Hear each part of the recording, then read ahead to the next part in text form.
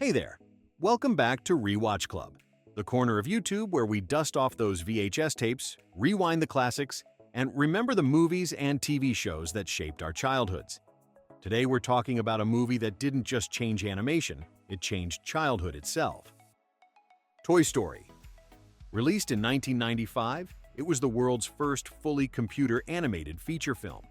But here's the thing, nearly 30 years later, kids still fall in love with Woody, Buzz, and the gang, and adults like us still tear up when we hear Randy Newman's "You've Got a Friend in Me." You've got a friend in me. You've got a friend in me. So, what is it about Toy Story that makes it timeless? Why does it still work, decades later, when so many other childhood movies fade into memory? That's exactly what we're diving into today.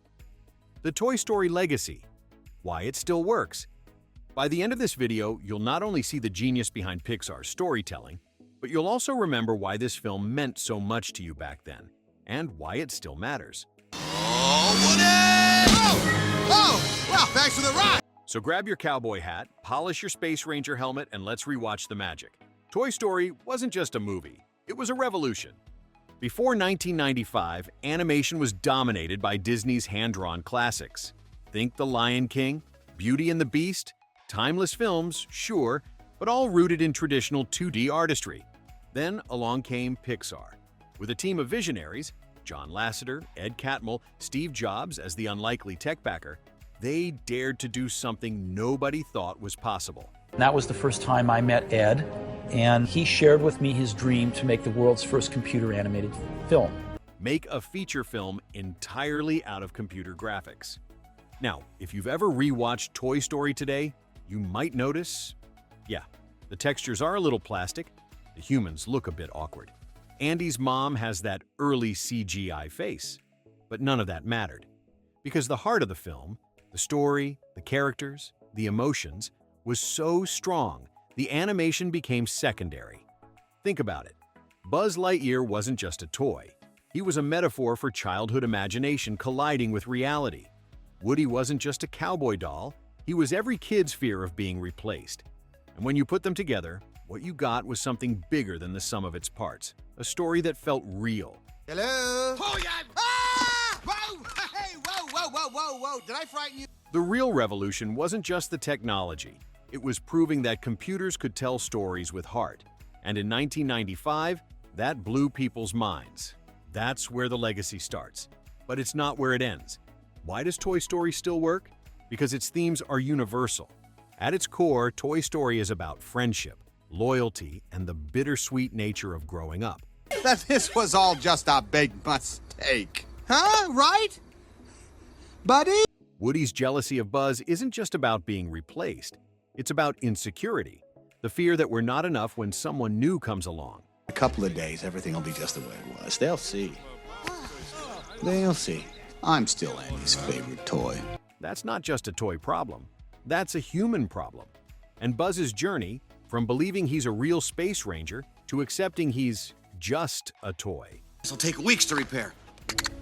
Buzz Lightyear mission log, stardate 4072, my ship. That's the journey of every child learning to let go of fantasy, but finding comfort in identity. These are lessons that resonate whether you're 5 or 55. And then there's the idea of change. Andy growing up. Woody realizing his time will eventually pass. That is what makes adults choke up when they rewatch Toy Story. Because we've all been Andy, packing up our toys, moving on, saying goodbye. Toy Story captured those universal human emotions in a way no kids' movie had before. And that's why it still works. Now, let's talk about the characters. Because let's be honest, without Woody and Buzz, Toy Story is just another experiment in CGI. Woody, voiced by Tom Hanks, is the perfect everyman. He's flawed, prideful, sometimes selfish, but deeply loyal. Andy is gone, or they're gonna move from the house in 2 days, and it's all your fault! Buzz Lightyear, Tim Allen, is hilarious in his delusion, yet inspiring in his bravery. And then the side characters? Instant icons. Mr. Potato Head's sarcasm, Rex's anxious charm, Slinky Dog's optimism, Ham's wit. Pixar built a toy box of personalities so distinct you could lose half the cast and the film would still work. And let's not forget Sid, the terrifying neighbor kid who mutilates toys. As kids, he was nightmare fuel. As adults, we laugh at the creativity. Because let's be real, every neighborhood had a Sid. Brain transplant before. Now for the tricky part. Pliers! I don't believe that. The characters endure because they feel alive. We don't just remember them, we know them.